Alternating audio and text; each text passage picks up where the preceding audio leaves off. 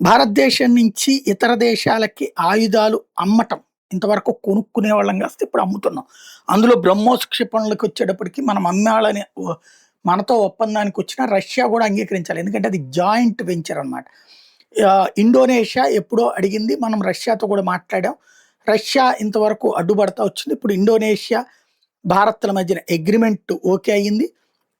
బ్రహ్మోస్ క్షిపణులు $200 బిలియన్ విలువైనటువంటి బ్రహ్మోస్ క్షిపణులు వాళ్ళకి అమ్మబోతున్నాం. తద్వారా అంతర్జాతీయంగా బ్రహ్మోస్ క్షిపణుల అమ్మకాలు వివిధ దేశాల కొనుగోళ్లు ప్రారంభమవుతాయి. ఇవి శరవేగంగా కొనడానికి మరొక 30 దేశాలు ఆల్రెడీ సిద్ధంగా ఉన్నాయి.